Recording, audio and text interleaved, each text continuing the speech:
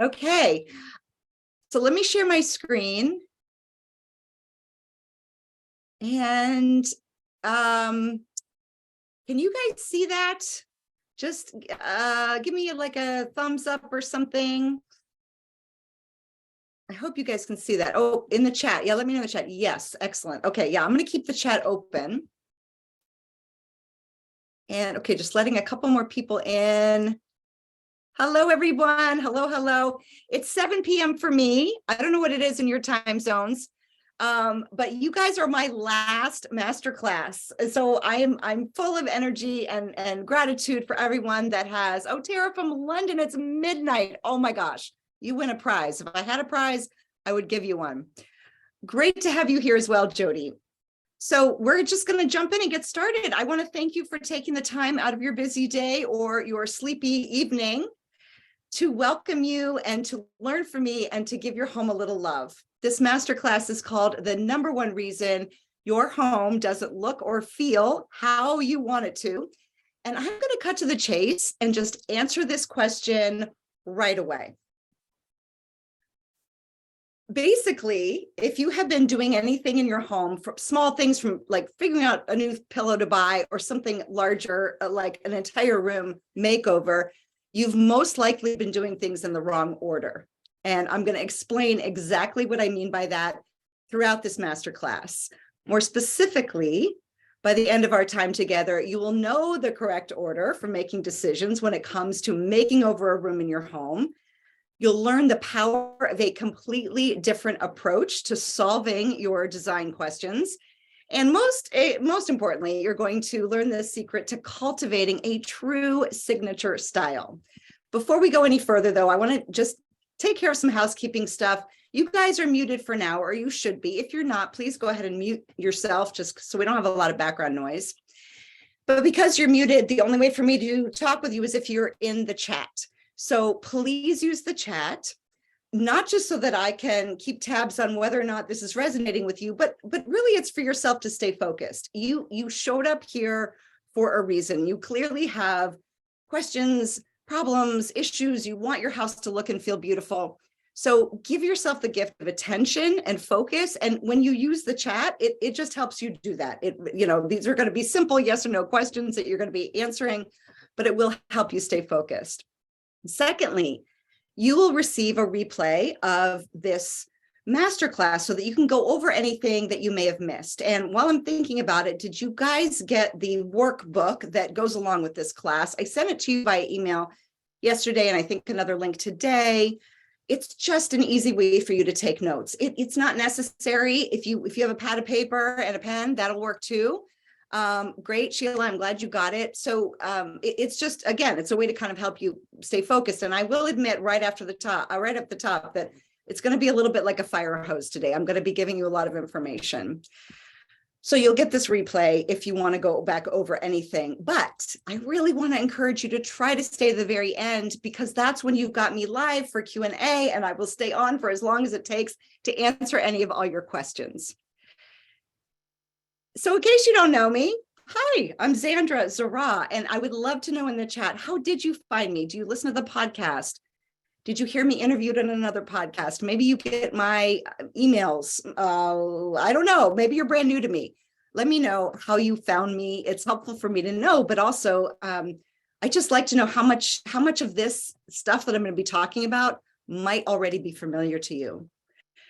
So I'm the owner of the interior design coaching company, Little Yellow Couch, where I teach people how to become their own interior decorators.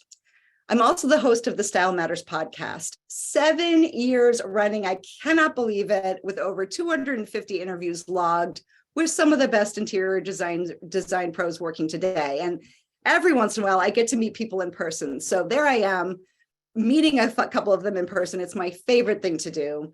I'm also obsessed with the connection between our homes, how we set them up, how we adorn them, and our personal development, by which I mean becoming the best version of ourselves according to our own goals, our passions, and our dreams.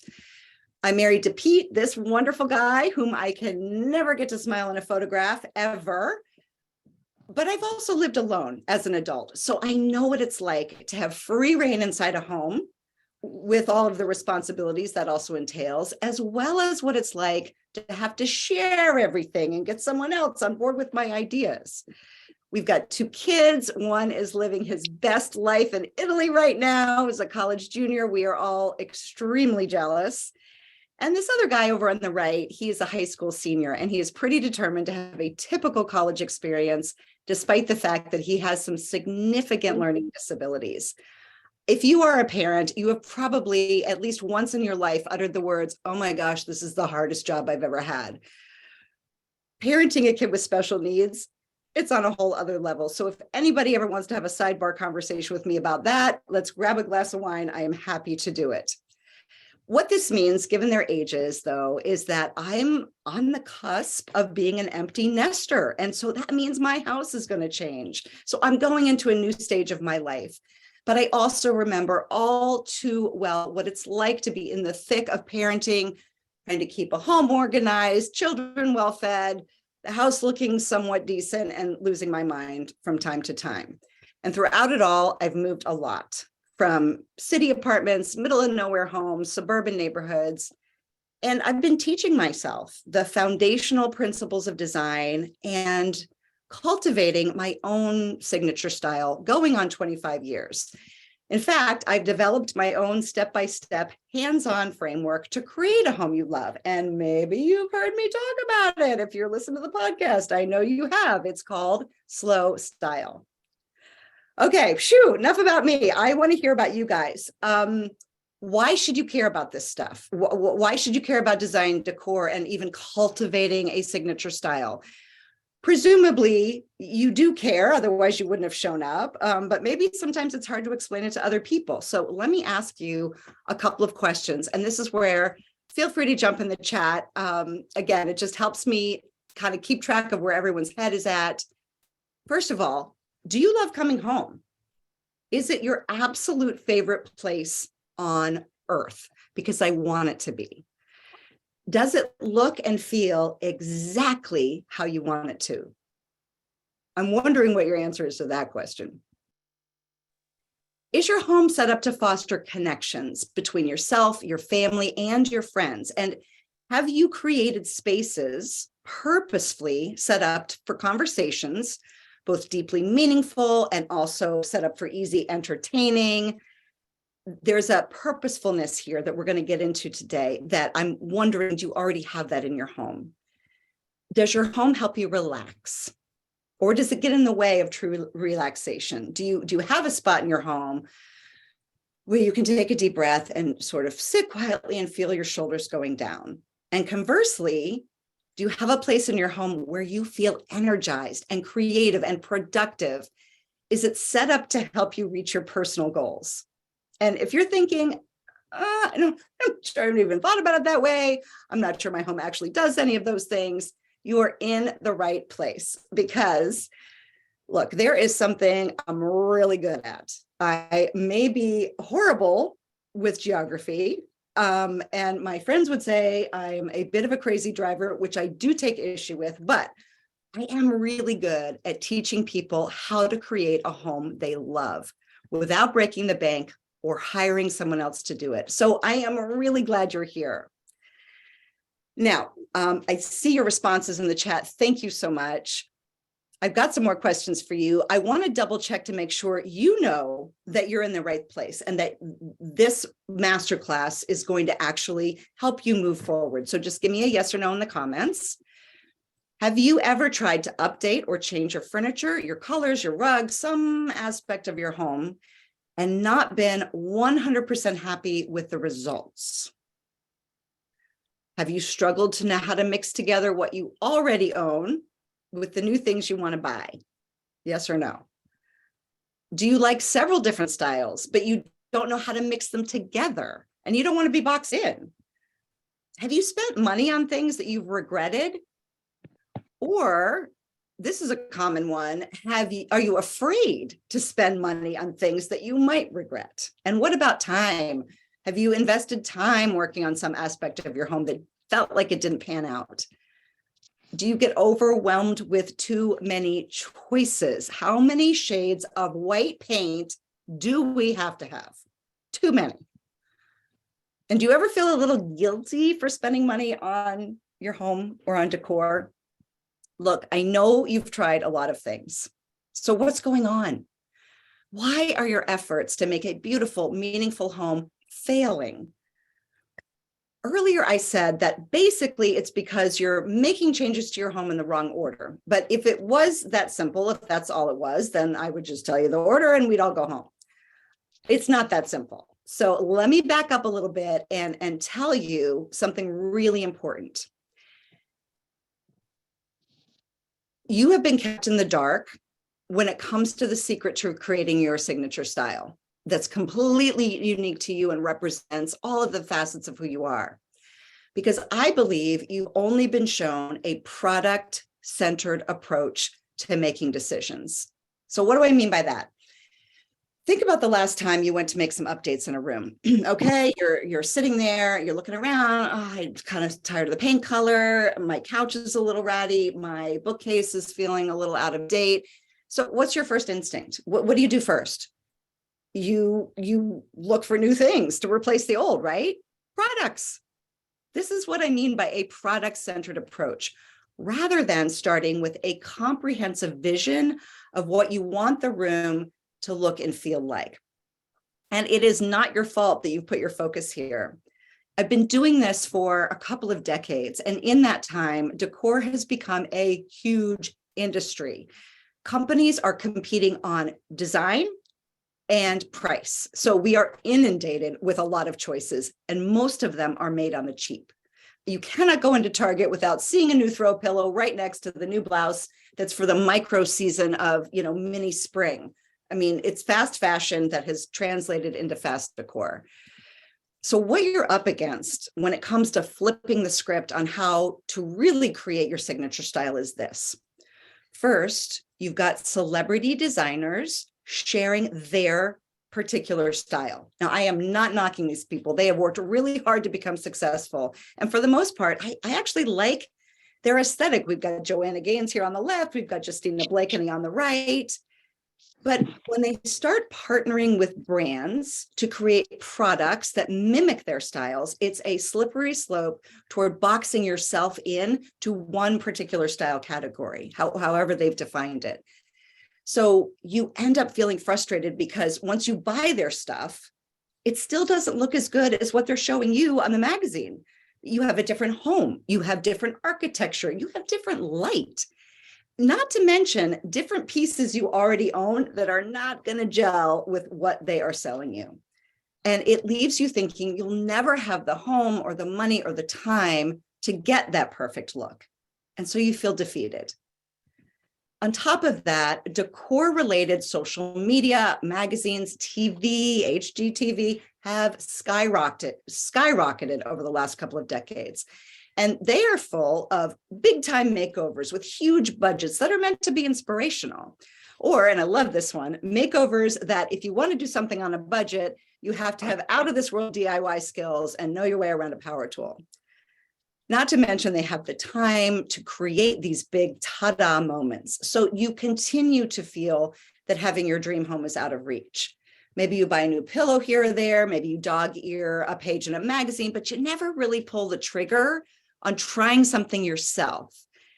And the sad part of it is it's because you think you don't have the skills or the creativity to pull it all off. I mean, look at these people. They're amazing. And they have the TikTok and the Instagram followers to pull it, to prove it. So that's led you to think that you don't even know what it is you like. A perfect example of this is when someone asks me what color they should paint a room in their home. And aside from the fact that I need more context than that, I'll always just start with, well, what's your favorite color? Let's just start there. And let's say they say, oh, I love blue, this deep, moody, dark blue, but I can't possibly paint a room that color because that might be too much. So instead, they come to me and they need help choosing something in the beige family. So they would rather have me give my opinion on like 50 different shades of beige rather than that they don't even like, rather than starting with their favorite color and seeing like, how can we incorporate that? Guess what? Slow style is different. It takes the pressure off of having everything done all at once, which also means you can have any budget and still be cultivating your style while saving up for things you know you want. Another huge benefit of slow style is the personal growth factor, which I alluded to earlier. When you follow the principles and develop the specific skills of slow style, which I'm going to talk about next, you're actually engaged in a process of self-reflection and purposefully thinking about who you want to become next. How can you feel more fulfilled? What interests or passions do you want to finally pursue? And I don't care how old you are. If you're not growing, you're stagnating, and I want you to be growing. Okay, so let's get into the specifics. What is slow style? What am I talking about? Let me just take a quick sip of water. I've come up with 3 principles to explain what slow style is. And these are my ride or die. These are my absolute truths when it comes to design. So no matter what the room is, what styles you like, how much money you have, etc. These things are just true. The first one is life informs style, or maybe I should say life should inform style. What I mean by that is the way in which you live, the way in which you go about your daily tasks, the stage of life you're in. All of these factors have to be taken into consideration as you develop your signature style. In other words, your lifestyle, the way you live, cannot be working against the style that you are imagining coming up with in your home. It can't happen in a vacuum. The particulars of your life will inform your style. The second principle is style is active. And this is weird, but I want you to think of style as a verb while we're talking tonight. If you want to develop a signature style, you're going to have to play around a bit and see how you feel about different combinations of things. You know, you've been doing this with your clothing forever, right? Since you're 12, you've been holding up a shirt and a pair of jeans and a pair of pants or whatever, and seeing what looks and feels the best. It's the same thing with our houses. The same trial and error needs to happen. You have to be active inside your home, moving things around, redoing little pockets, trying a new paint color, fiddling around with your shelves in order to develop your style. You cannot just imagine it in your head and then make it happen and it's done. This gets into the idea of creativity, and whether you think you have a natural aptitude for creativity or not, the only way to get better at it is to practice it. The good news is you can practice it. The third principle is style evolves, and this one is pretty self-explanatory. It simply means that your style isn't static. It's not stuck in one particular time. It grows and shifts with you. It should. So, you know, if you've got a bedroom set from 20 years ago that you spent a lot of money on, but you just don't like it anymore, it's okay to let it go because you have evolved, you have changed, and your home needs to be keeping up with you. If you keep these 3 principles in mind, like guideposts, as you make decisions on everything from paint color and furniture arrangement and whether or not you should purchase that piece of art, you're going to be making better decisions than you have been.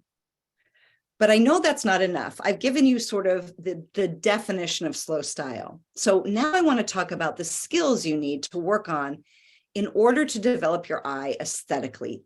This is the secret to a signature style, these 3 skills. The first one is assessment.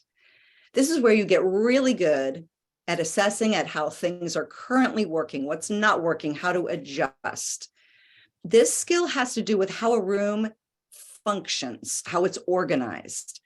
And I really highly recommend that you get other people involved in this discussion if you live with other people to get their take on what's working, what's not working. You might be surprised at what you find out when you ask. You may not get all the answers. You may not have a brilliant solution all of a sudden to a function problem, but identifying it is truly half the battle.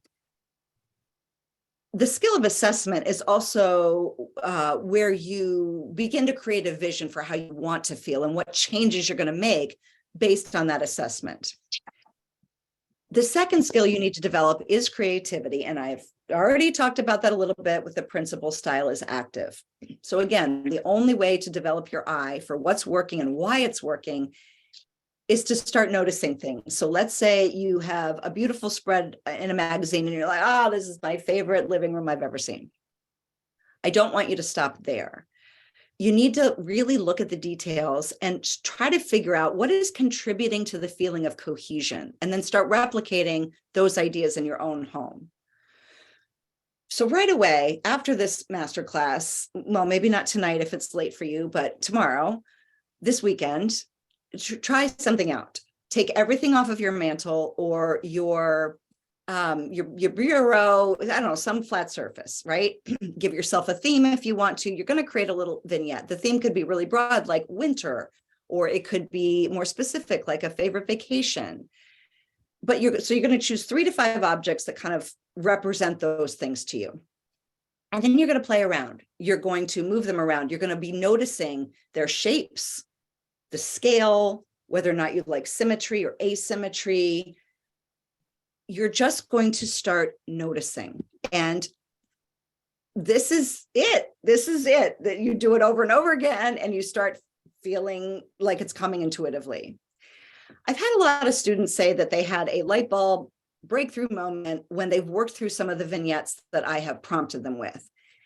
So what they do is they move things around, then they step back and they see what they like and what fell off, you know, like, oh, it looks like there's a lot of stuff over on the left, and then it gets kind of scrawny on the right. I'm going to switch that out. That's visual weight. They arrange things. They look back like, oh, everything's kind of the same height. That feels kind of static to me. So then they go back in and they start playing with the different heights. This is how they've learned these design principles. I think it's in a very hands-on way.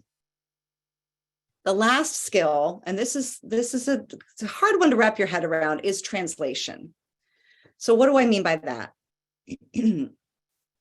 The homes that I'm guessing you guys have seen that you really like are unique. They're not like anything else. There's something that's unexpected in them. There's a combination of things. There's a collection that's beautifully, interestingly displayed, right? Those kinds of homes, the ones that look like real people live there, but people with fabulous taste, those people have gotten good at translation. So let's say your source of inspiration is a vacation you took. Really think about how you felt, what excited you, how you experienced the place with all 5 senses, and then take those feelings and try to match them to specific materials, colors, patterns to recreate that mood. I know that's still vague, so let me give you a very simple example. Let's say your favorite vacation was in the south of France in the summer, and one of the elements you need to choose for your room, so the south of France vacation, that's your starting point. The room that you're choosing, one of the things you're going to have to figure out is curtains. So the feeling you had in France was luxury and sophistication. And one of the most luxurious fabrics that I can think of for curtains is velvet. But it's also kind of heavy and warm and cozy. And you felt light and airy in the south of France. And so velvet doesn't really work. So then you're thinking, okay, light and airy, cotton, linen. But those materials feel a little bit too simplistic for you because you also want the sophistication thing. So now you're going to a lightweight silk, and now you have to figure out the color. You're going to go back to the south of France. What are the colors that inspired you? What do you want to pick up? Go through your photos from that vacation. See if you can find a color palette where you know, light, airy, luxury, sophistication. Maybe it's like this pale pink, like the interior of a shell for these silk curtains. So that's a very simple example of translating a feeling or an inspiration into design choices. But I hope you get the idea. If you don't, let me know in the comments and make sure you save that question so that we can come back to it in the Q&A. Like I said, this one's tough. It's the toughest one for my students, but they have told me And I think this is really telling that practicing this skill is the number one thing that made them feel so much more confident when they went to buy a new piece of furniture or choose a paint color, something with a high price tag. They have been practicing this. They know, they've refined their eye. They know what they love. They go in and they make a choice. So you do have to practice it. But the good news is that that's the fun part. At least it is for me. And I want to inspire you to feel the same way. Okay, we're getting there. Let's go back to the thing I mentioned in the very beginning when I said the number one reason your home doesn't look and feel the way you want it to. There's one thing you can change right now or the next time you're about to take on a project. It's going to make your life so much better than before. And that's the order in which you do things. So I'm going to show you right now what that order is. And you're going to see when you're putting these 3 skills into practice. First, no surprise, you do an assessment. I've already talked a little bit about what that involves. It's probably fairly obvious. You know, you're looking to assess what's working, what's not, start thinking about how to fix it. The second step is to create a mood board. And if you don't know what a mood board is, there are lots of variations, but basically it's a board, usually like an actual board, usually pretty big, where you first pin up a photo of your inspirational starting point. It could be a place, it could be a bird, it could be a vase, it can be anything. But I encourage you not to pick a room that you're going to then copy. Like, let's think beyond interiors a little bit. Okay, so you've got your inspirational starting point. And then you start pinning up samples of colors and fabrics and materials that you're going to use that come from that inspiration. Now, some mood boards are 3D and they're like flat lays. And you can go grab some mementos, some favorite objects from around your house that are meaningful to you. Take a look at those and see, are there motifs that are emerging? Are there colors? Are there textures? Are there materials that you can also pull from and then pin those things up on the mood board as well? And then many mood boards keep going with pinning up specific pieces of furniture that you're going to buy, but we do not get to that step yet. Right now, we're staying more rudimentary with just the main palettes of the room, the colors, the materials, the patterns or motifs that you want to somehow in some way incorporate into the room. The third step is to nail down your furniture arrangement and focal point. This is all about the flow of energy, but all that means is that you can easily move through the room or move from room to room without it feeling like a maze. And it also means things like everyone has a place to put down a drink when they're sitting in the living room, or if it's organization, if it's clutter that's the problem, then working on an organizational system that's super easy to use, otherwise you will not use it.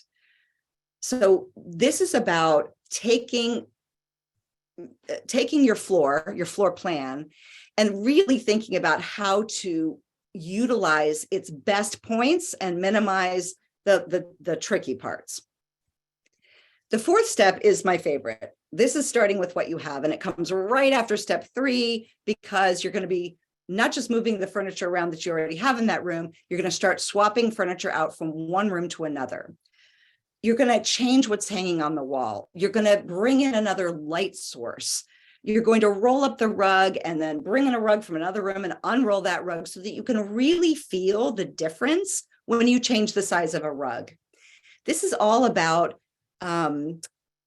training, sort of like muscle memory. It's kind of like training yourself to feel what it feels like when you make these changes, not just looking at them in a magazine, but really stand in the room. And what does that third light source do for the room?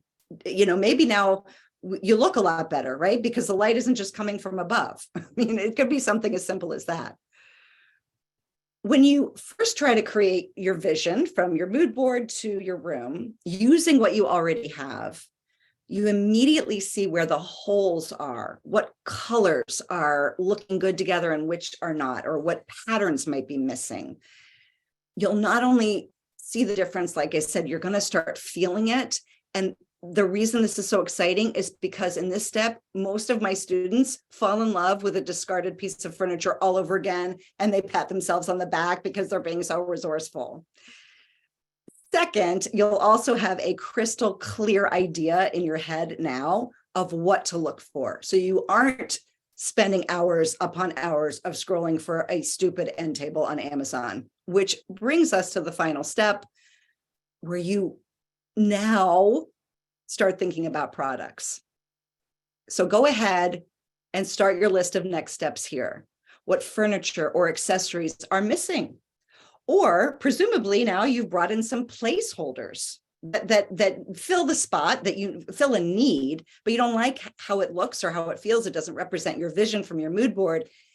So you know you want to replace them. And then you have those in the back of your mind as you are antiquing or thrifting or just going to a straight up store and shopping. This step is also where you might repaint your walls or even choose wallpaper, because your vision is in place, your furniture is in place, your focal point has been determined. And because you've already done all of those other steps, you're going to feel more confident that you can trust your instincts on what to choose. This is also where you can go back to your mood board, start pinning up specific things that you love from magazines. But at this point, I think it's fun too to just keep things in the back of your mind. And when you see them, you go, oh my gosh, that's the perfect thing for a side table that I wasn't even considering. It's an antique ladder, like a little baby step stool that would be perfect for my coffee in the morning. And now you're not even buying a side table, you're just buying this really cool antique step ladder that has all this patina and story to it.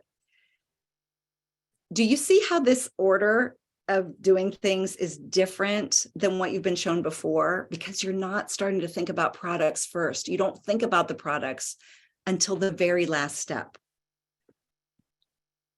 Okay, we're getting close because I'm now at the review point. I'm going to review what we've covered.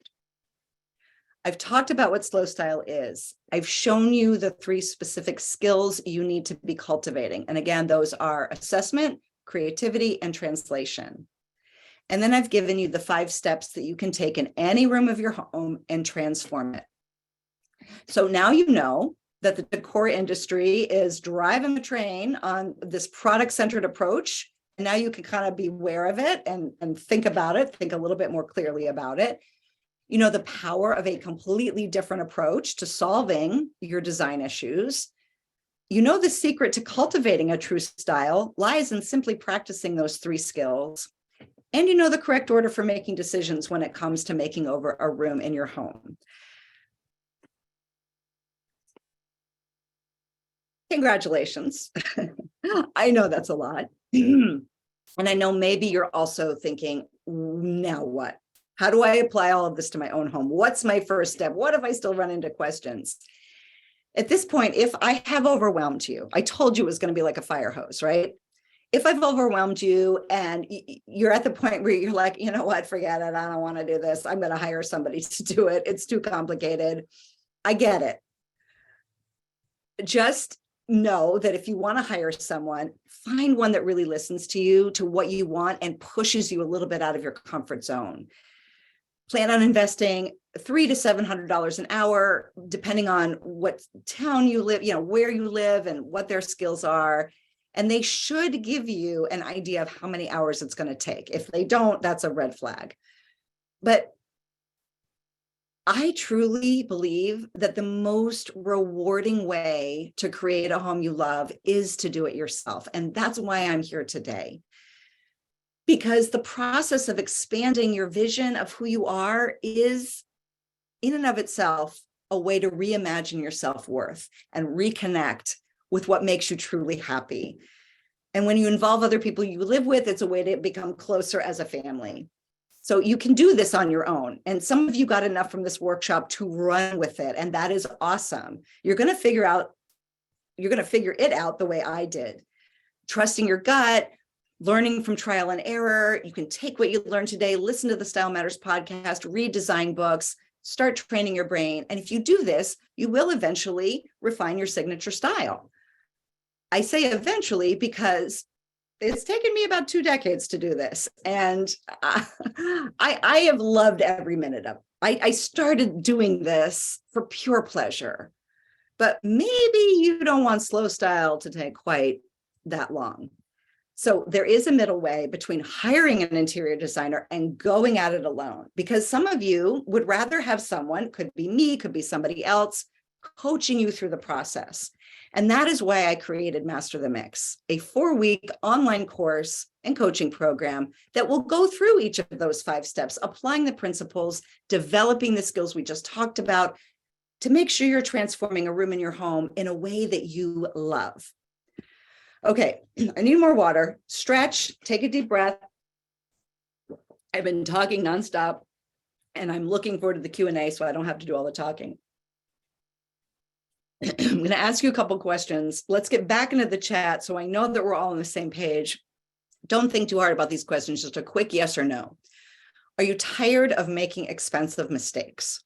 Or are you afraid of making expensive mistakes, so you never pull the trigger on that idea that you have to change things up? Are you tired of winging it with disposable decor because you're afraid to invest in expensive things or bold choices that aren't pre-approved by some, guru? Are you drained from the endless scrolling through websites to source new things, but you don't know where else to look? Or maybe you don't live somewhere near any venues, and so you're frustrated. And are you wanting to use what you already own, but you can't think differently enough to make them work, and you're just too close to it? All of this is where I step in to help you through all of these frustrations you've been experiencing in the past. If there's one thing I know for sure, because my students have told me, it's that taking this class means you'll have something you've never had before: confidence in yourself. No more worrying if things will work together, if the colors will look right, if the size or the layout of your furniture is optimized.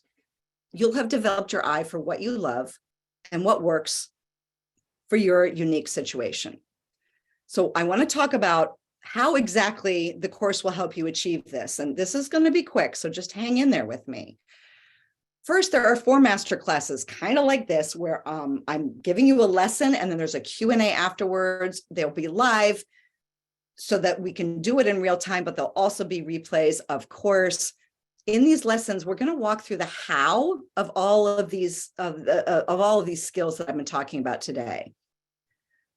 Second, there are, in addition to the live classes, recorded video lessons that show you step by step my decision-making process for everything from furniture arrangement to styling shelves.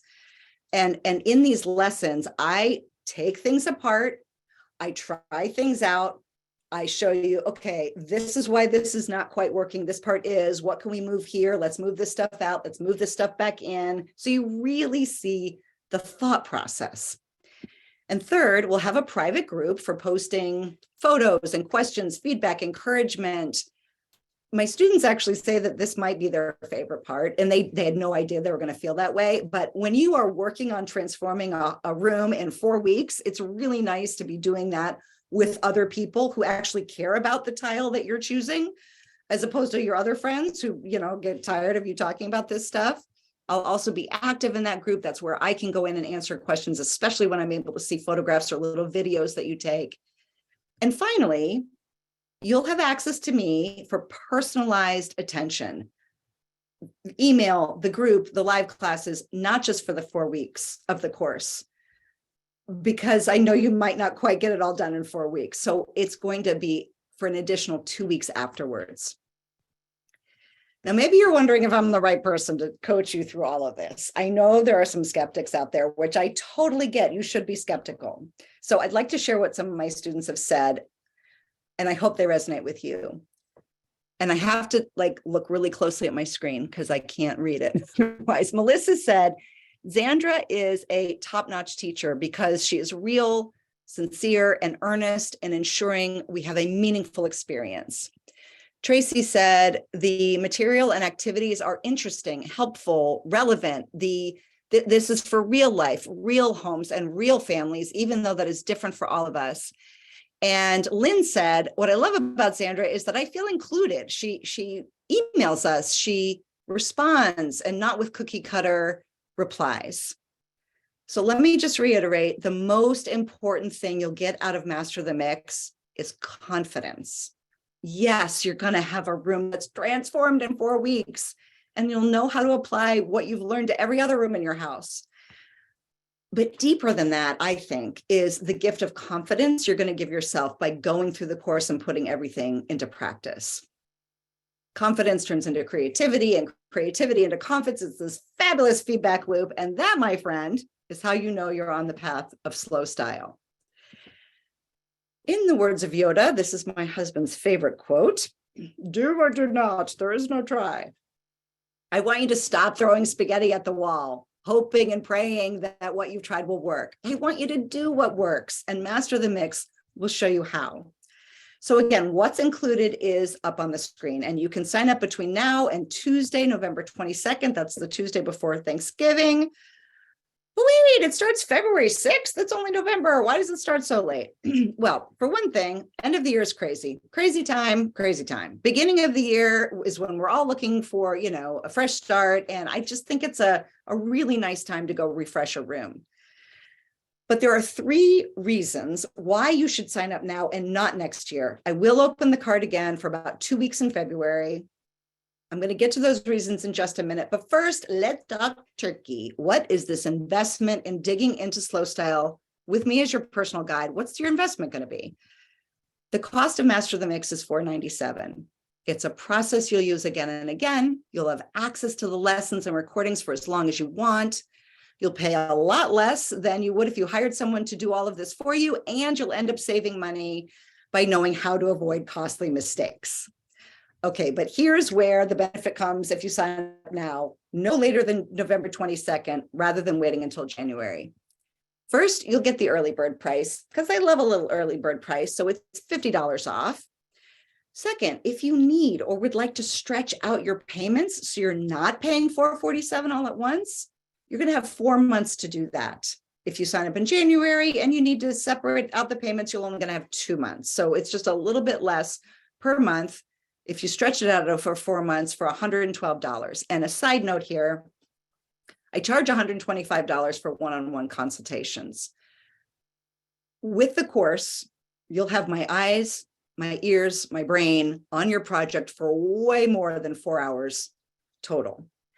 Finally, by signing up in November, you can schedule a one-on-one call with me to talk you down off the cliff when it comes to holiday hosting or decorating or gifting or spending, whatever else you want to talk about when it comes to this time of year. I am calling it the one-on-one holiday rescue, because some of you, may be up to your eyeballs in holiday stuff, and you can't even think about redoing a room in your home right now, but you still need help before the end of the year. You want some design help or some hosting help, some, I've got to, make a guest room feel hospitable, whatever. Or I need to know how to put up some boundaries because I've got people staying in my house for a whole week. So I want to be of help to you right now and not make you wait. Now, if you don't need holiday help, first of all, congratulations. But second of all, you still get the one-on-one. It's just that we don't have to rush it. We don't have to pack it in before the end of the year unless you want to. We can stretch that out into February, and you'll get that one-on-one with me whenever you want, and we'll talk about whatever you want. If it's before the course starts, then you could get a jump start on the course. If you're just really itching and ready to go and you don't want to wait, then that's what we will talk about. So again, your investment right now is $447, and you have until Tuesday, November 22nd. After that, I'm going to reopen registration for about a week in January. Price will go up, bonus goes away, et cetera, et cetera. Okay. I want you to put your signature style into action. And as we get ready for Q&A, I want you to think about a question I have for you, which is, just for fun, if you were to take this course, which room would you start with? I'm just really nosy. I'm very curious. Would it be the hardest room?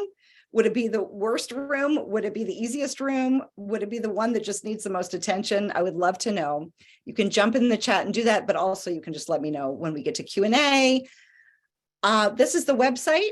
I will leave that up for just a second while I switch things over.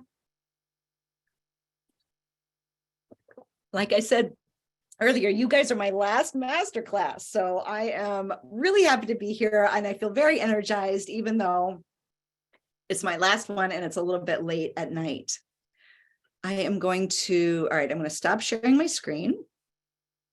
And if you guys know, you probably are also familiar with Zoom at this point because we've all been using it for 2 or 3 years.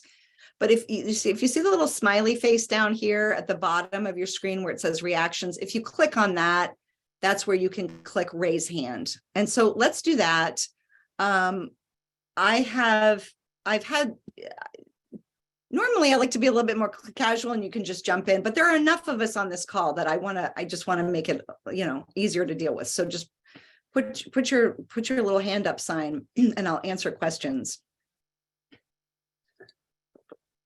Jody says, I can't design my master bedroom, which I've changed paint colors 5 times in 16 years. Sounds like me, but I've never hung a thing on the walls. Oh my gosh.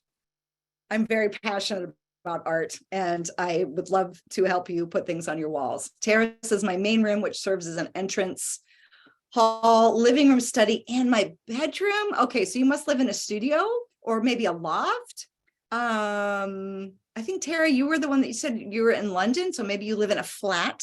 So yeah, so I mean, those open floor plan spaces they're really challenging. They're very popular and builders love them, but they're very, there is a way, but it's not easy when everything kind of runs into each other. Does anybody have any specific questions they would like to ask? My gosh, my last master classes was like, we were on for like a half an hour with questions. You guys are being very quiet, which is fine. I have to give a shout out to my sister-in-law, Julie. Hi, Julie. It's so nice to see you. Okay. If you think, do you give homework from week to week in your Master the Mix? Yes, there are. I mean, I hate to call it homework because that sounds so blech, but yes, there are specific lessons that you're going to be working on each week. They're all going to be hands-on. You roll up your sleeves, you're going to be getting to work. The beginning, it's a little bit more like workbooky, writing things down, doing a lot of self-reflection. I'm going to go over those with you. We're going to crack them open and really make sure that it's the beginning of connecting the dots between how you want to feel in a room and the design decisions, because that connection is one of the hardest things to do. I also want you to try to have a really open mind when we talk about how your space is being used. I think we really get stuck in a rut with just saying, this is what this room is for, and this is what this closet is for, and that's what that drawer is for. And I get a lot of pushback on changing things up that way, but honestly, it can blow the whole house open in a really good way when we have an open mind. Sheila, you have your hand raised. Hi, Sheila. Hi. Hi. Yeah, I've just want to say I've done the masterclass twice with great results. It's been really, really great. And you have a haircut. Yes, I love it. It looks great. Oh, thank you. Yeah, so the next thing I'm sort of thinking of working on in my house, I've decided that my guest bedroom will be in the basement. Your guest bedroom? Guest bedroom, yeah. Okay, yeah. The actual spare room that I have upstairs is too small, and so anyway, so I've decided that the bedroom, the basement is more spacious. I don't love that it's dark and that there's other storage things I need to deal with, but the main where in the house the guest bedroom is, I find it really challenging to envision what it would look like, because the vision of that changes with who I think of staying in it. Oh, that's an interesting question. My niece, then I would do it very femininely, because she is feminine and very feminine in what she likes, pinks and purples and stuff. And if it was my nephew, well, he's all about camo. And if it were my parents, I'd want it to be really comfy, cozy, and country style. Yes.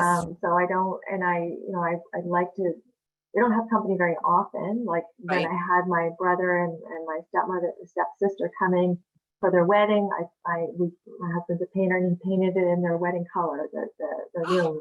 It was so fun, right, to make it so personalized to them. Right. So anyway, so I like the idea of personalizing a room to the people who are in it, but how do you do it when the people who would be in it are so different. I find it hard to have a vision for what a guest room would look like. Yeah, Jody is saying, I love how thoughtful you are, Sheila. Yeah, wow, I'm blown away. So I have two ideas off the top of my head. The first one is that where we would start is we would look at all the people that you would typically have. You know, you might have people that you haven't even thought of yet, like an old college friend or something, but it sounds like the people who you have come are fairly regular. They're family members.